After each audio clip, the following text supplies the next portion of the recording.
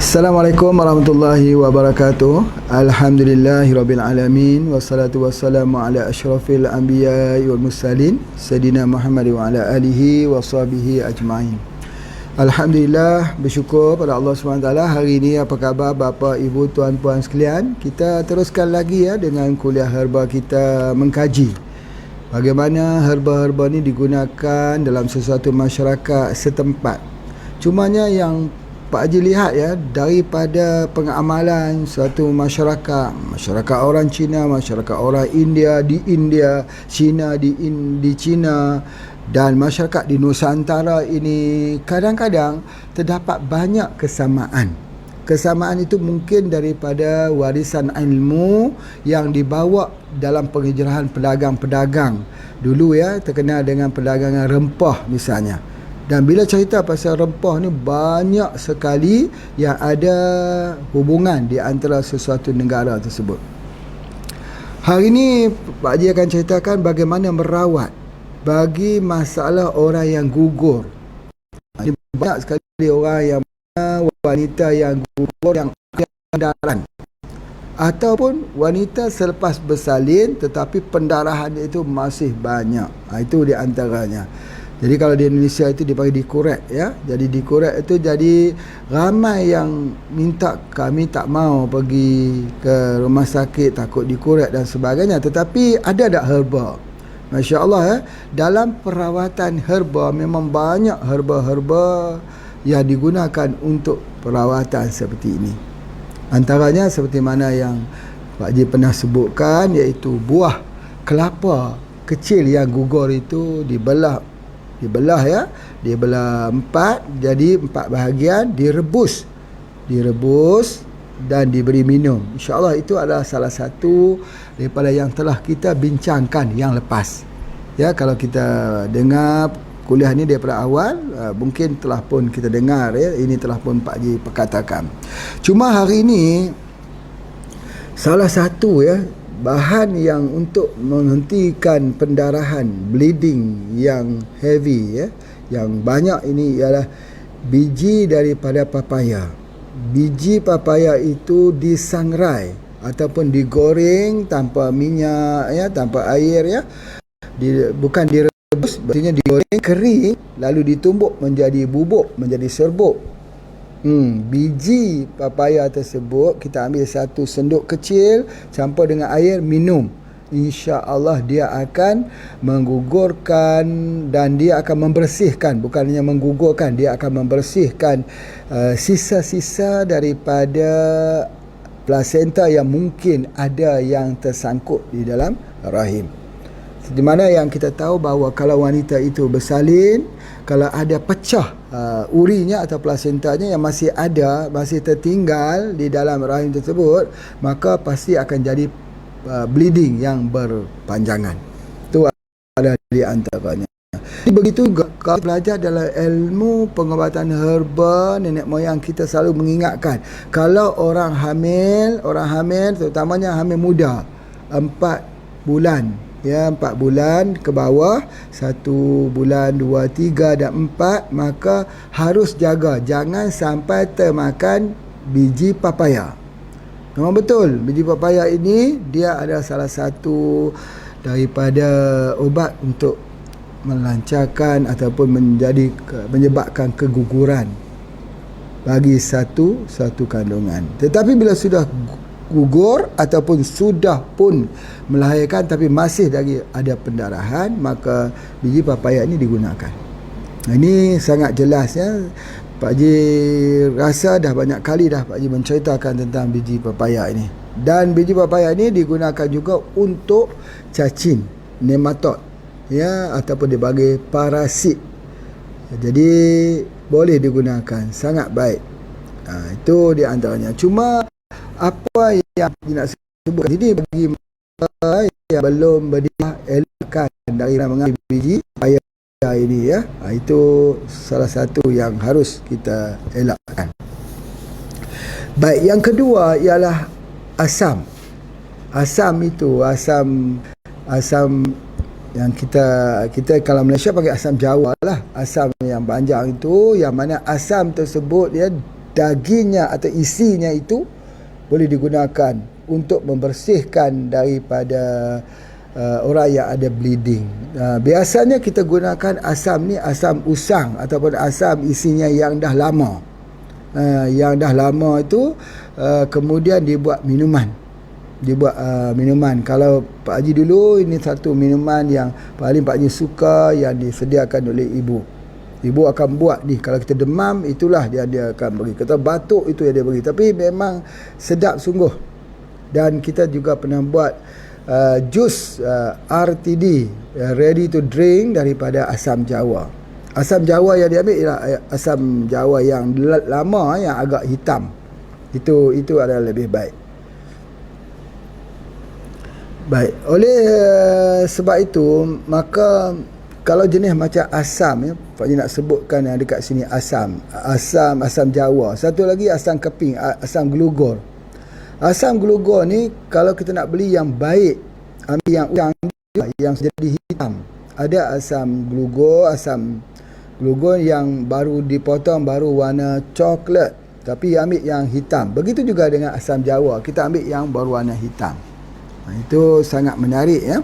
Jadi air asam ini dicampurkan dengan sedikit gula. Dimasukkan air, masukkan isinya, lalu diminum. Maka pada ketika tersebut, air asam juga ada mengandungi vitamin C yang tinggi. Jadi orang itu akan dapat fresh. Di samping dia jadi fresh, dia mencuci rahim yang telah gugur anaknya itu, ataupun yang selepas melahirkan anak.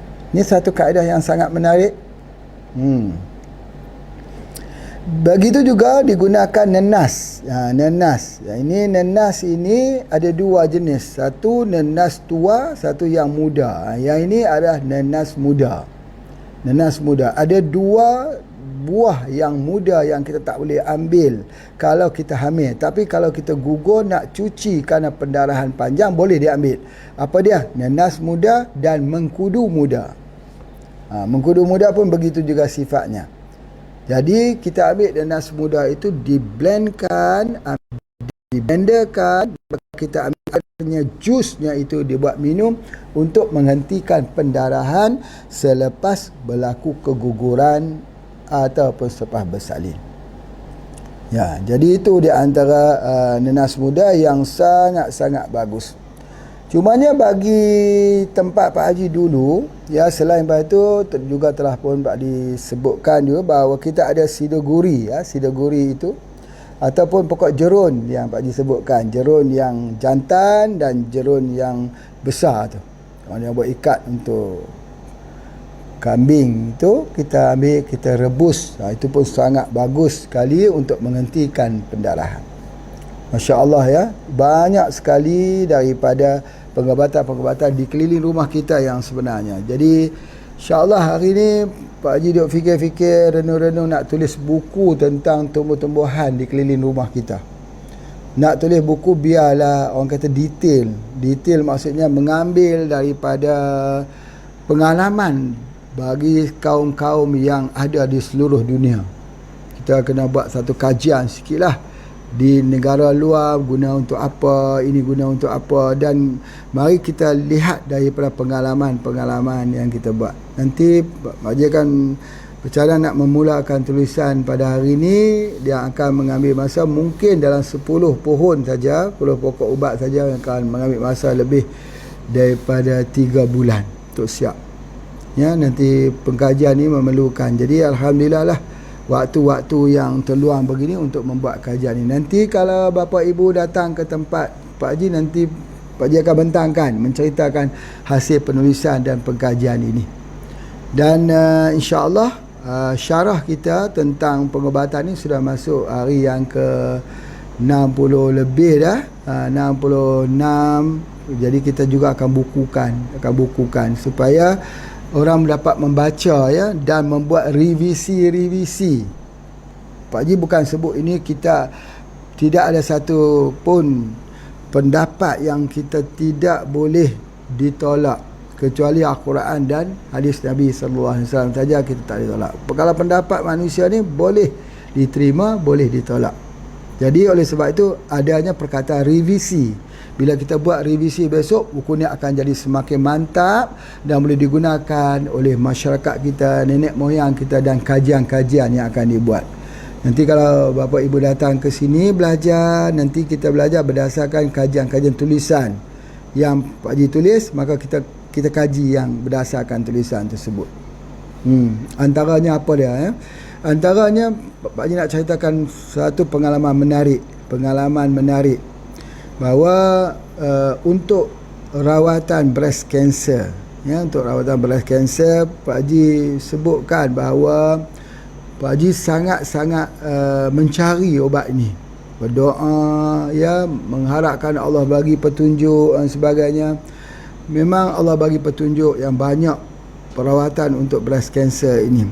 Tapi alhamdulillah bila telah ditemui oleh anak-anak di kaum Dayak yang ditemui di Kalimantan, alhamdulillah itu sudah jadi salah satu daripada pemicu.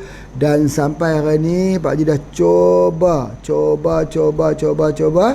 Alhamdulillah Pak Haji boleh sebutkan 99% sembuh dengan izin Allah. Jadi bukanlah tujuan Pak Haji cerita ni nak suruh bapa ibu beli ubat dengan Pak Haji, tak. Kalau ada kayu bajakah di mana pun belilah, insya-Allah. Ya, itu adalah di antaranya untuk breast kanker ataupun kanker payudara. Sangat-sangat bagus, masya-Allah.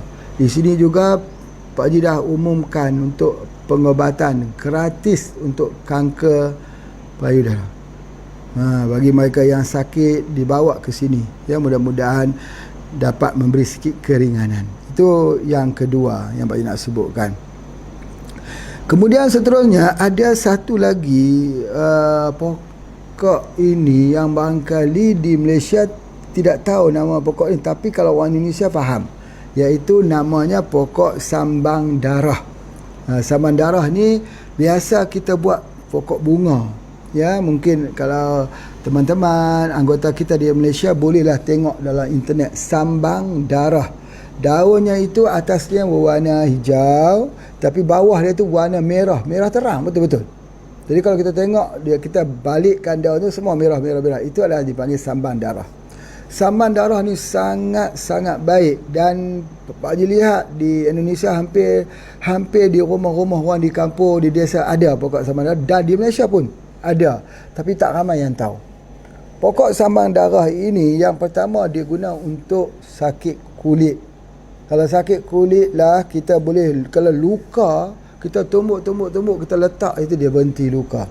Ya, kalau sakit kulit pun termasuk juga seperti eczema, ya, atau eksim, psoriasis, kita tumbuk letak di tempat kulit, di kulit itu sangat baik. Dan kalau boleh kita minum sekali airnya, air daunnya itu, air rebusan daunnya itu, Masya Allah. Itu yang pertama. Boleh digunakan, sambang darah ini boleh digunakan untuk kulit, ya, boleh digunakan untuk kulit. Yang kedua, untuk orang yang gugur tadi. Kalau orang yang gugur ini, yang bagus sekali ialah ambil akarnya. Ambil akarnya lebih kurang satu jari setengah kurang lebih besar itulah akarnya. Kita ambil potong, ambil air 2 gelas direbus sampai tinggal 1 gelas diminum. Itu dah di antaranya cara bagaimana untuk menghentikan pendarahan akibat daripada keguguran. Pokok sambang darah ini, Masya Allah. Kalau orang muntah darah bagaimana? Muntah darah pun menggunakan demikian. Batuk berdarah, muntah berdarah, kita ambil daunnya itu, kita ambil dia, kita buat jus lah, kita tumbuk dia, campur air, kita perasnya, minum airnya. Atau kita blender, ambil minum airnya, tambah garam sedikit. Itu adalah kaedah yang paling mudah untuk yang ada orang ada batuk berdarah ataupun orang yang dikatakan muntah darah.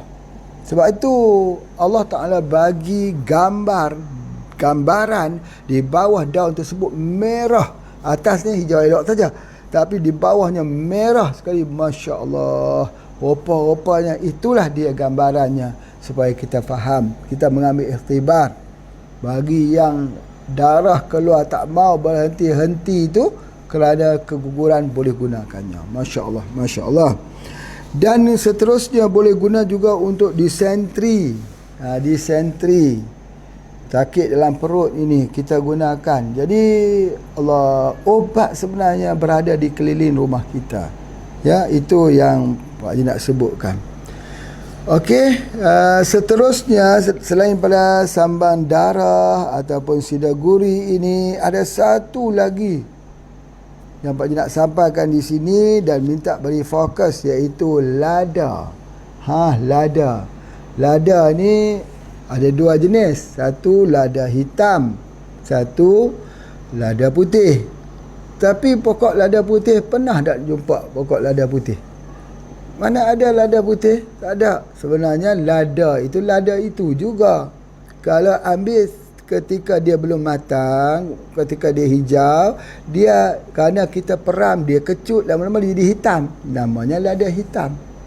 Tapi kalau buahnya sudah matang, ambil direndam ke dalam air 15 hari sampai keluar kulitnya itu, maka dia jadi putih. Namanya lada putih. Jadi buah lada daripada yang sama, pokok lada yang sama, boleh jadi yang hitam, boleh jadi yang putih. Kedua-duanya adalah obat. Obat yang sangat besar, yang jarang sekali orang kita mau belajar tentang penggunaan lada ni. Sangat-sangat baik. Yang pertama, dia hangat. Lada ni hangat. Ataupun kita kata dia panas. Pak Haji cek tengok, rupanya ada satu bahan namanya capsaicin. Capsaicin ini satu bahan yang hangat, yang menyebabkan lada itu jadi hangat, putih ataupun hitam antaranya. Dan dia adalah merupakan anti radang, anti inflamasi, anti peradangan, anti radang sendi, ataupun kalau terjadinya untuk otot, masalah otot, sakit otot, dia ini adalah ubat yang sangat-sangat baik untuk peradangan sendi dan otot. Jadi oleh sebab itu maka kita boleh ambil dia. Apa dia? Kita boleh ambil serbuknya itu. Serbuk lada. Boleh lada hitam, boleh lada putih. Tapi lada putih itu bagus lagi. Lada putih ini boleh dijadikan ubat batuk kalau kita campurkan dengan madu. Memang boleh. Jadi lada tadi dicampur dengan madu. Sangat-sangat baik. Jadi di dalam pengobatan kita, pengobatan ini dia ada dua. Satu campur dengan madu, satu campur dengan susu. Ada dua dia punya pengkaedahan dekat sini. Baik. Begitu juga kalau kita sebutkan bahawa kalau orang yang ada sakit tenggorokan ini, tenggorokan ni kita ambil apa dia? Lada campur dengan madu. Virus COVID-19 itu. Cara supaya jangan terjadi sakit di tenggorokan ini yang menyebabkan terendam paru-paru dan juga jantungnya itu. Baik. Jadi oleh sebab itu kita gunakan apa? Kita gunakan lada campur dengan madu. Itu adalah di antaranya. Bila kita ambil lada dengan madu ni pernafasan kita yang tertutup itu akan terbuka semula. Jadi berartinya kalau kita ada macam sesema, macam pilek, kita bercakap itu dia seperti keluar suara dia, hidung kita seperti ketersumbatan. Macam mana nak bagi terbuka balik ketersumbatan tersebut? Maka madu campur dengan serbuk daripada lada putih, boleh, Masya Allah. Cumanya ada satu hal yang Pak Haji nak sebutkan. Bila kita ambil madu dicampur dengan lada putih, maka dia akan banyak menyebabkan keringat, peluh. Keringat ni sebenarnya sangat-sangat bagus. Sebab kalaulah keringat itu berartinya mengeluarkan cairan yang berlebihan dalam tubuh badan kita. Ada cairan-cairan dalam tubuh badan kita yang berlebihan, yang tak boleh keluar.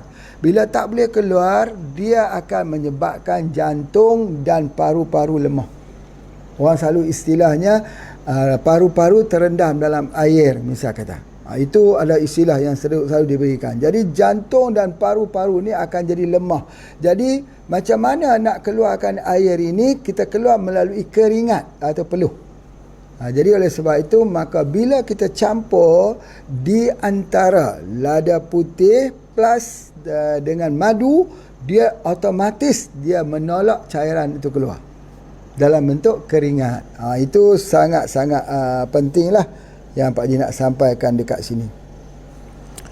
Kemudian seterusnya, lada putih juga kita boleh gunakan dia ni untuk yang ada masalah kencing manis. Ini sangat baik ni. Harus faham ya. Yang pertama, orang kencing manis ini dia kena minum susu kambing. Itu yang pertama. Sebab orang kencing manis ini dia sejuk. Tubuh badannya itu akan jadi sejuk, dingin, dan dia jadi peradangan. Walaupun dia sejuk, tapi kakinya jadi peradangan, terutamanya pada waktu malam. Dia sakit, dia ngilu dan sebagainya. Jadi oleh sebab itu, lada hitam tadi ataupun serbuk lada putih tadi dicampur dengan susu kambing dan dimasukkan dengan kunyit. Itu istimewanya. Jadi maksudnya kena potong kunyit, kemudian masukkan juga lada, mungkin dipecah-pecah ataupun bubuk pun bisa, dan dimasuk dengan susu kambing. Dua-dua ini, ketiga-tiga ini diadun sekali, dan inilah yang diberi minum. Kalaulah orang kencing manis tahu ini resepnya, mereka akan ambil pada waktu pagi dan pada waktu malam, maka tubuh badannya itu akan repair semula. Jadi dia akan sembuh semula. Sebab kunyit itu juga untuk penyakit kencing manis. Bila orang ambil kunyit, dia kena ambil bersama dengan lada. Boleh ambil lada hitam. Jadi lada hitam campur dengan kunyit, misalnya, dia akan jadi satu produk HPA yang telah dikeluarkan, Curcumin Plus dulu. Curcumin Plus kita. Sebab apa? Sebab dia kena campur dengan lada. Dia kena campur dengan lada. Jadi baik. Di sini ada satu orang kata satu seni sinergi. Kalau kita pergi di India, kita tengok Ayurvedic di Pakistan dan sebagainya, mereka pasti mencampurkan dalam perawatan mereka obat-obat herba, mesti campur dengan lada hitam. Itu ataupun dia masuk dengan lada putih. Jadi itu tujuan untuk menghangatkan, untuk blood circulation. Itu adalah antaranya. Cuma kalau kita tengok pula di Thailand, di macam dekat Malaysia ni yang Pak Haji duk belajar daripada dulu, campuran dia kebanyakannya dimasuk jadam. Atau kalau tak masukkan jadam, masuk ketan hitam. Semua campuran kita masuk ketan hitam. Itu adalah antaranya. Jadi ini kesemua adalah seni. Jadi oleh sebab tu Pak Haji nak sebut lada putih tadi, lada putih campur dengan kunyit, campur susu kambing. Terlupa, sebenarnya 4. Ada satu lagi yang kita gunakan, iaitu kelabet fenugreek. Itu fenugreek atau halba. Halba tu digunakan. Tak boleh tinggal tu. Ada halba, ada kunyit, ada susu kambing, dan juga ada lada putih. Jadi itulah minuman untuk orang yang ada masalah kencing manis. Itu dia. Ambil itu supaya hidup balik kita punya pankreas, hidup balik kita punya tubuh badan kita ini, supaya kita dapat kembali normal seperti orang lain.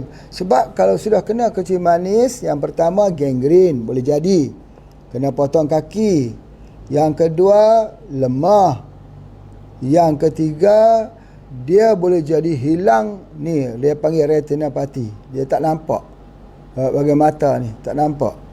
Kemudian dia boleh kena daripada kencing manis itu, dia boleh jadi rosak ginjal, masalah jantung, masalah darah tinggi. Dia boleh jadi komplikasi daripada penyakit, satu penyakit kepada banyak penyakit. Macam mana nak cover ni? Nak cover untuk semua penyakit itu sebagainya dengan menggunakan daripada lada putih saja kita dapat cover. Ya, tengok resepi ini.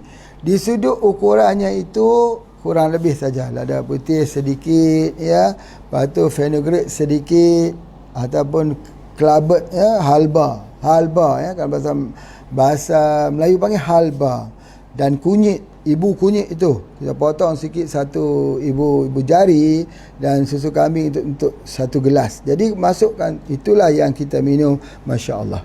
Cumanya apa yang Pak Haji nak sebutkan dekat sini, dia bukan khususnya untuk kencing manis. Sebenarnya dia adalah merupakan, dipanggil sebagai superfood.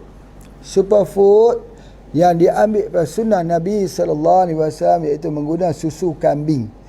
Ya, kalau macam teman-teman kita yang duduk di Kashmir, yang duduk di Pakistan, ya, Tuan Haji Yaakob bolehlah dia minum susu kambing Kashmir di Kalakahar, di atas bukit di antara Lahore ke Islamabad. Jadi boleh, itu memang fresh, memang betul ya, dia akan jadi kuat, dia akan jadi fresh. Tapi kalau dicampurkan lagi dengan kunyit, dicampurkan lagi dengan halba, dicampurkan lagi dengan lada putih, dia jadi baik, dia jadi semakin baik. Sebab tubuh badan kita memerlukan kehangatan daripada lada tersebut untuk anti radang, anti sakit kulit, ya.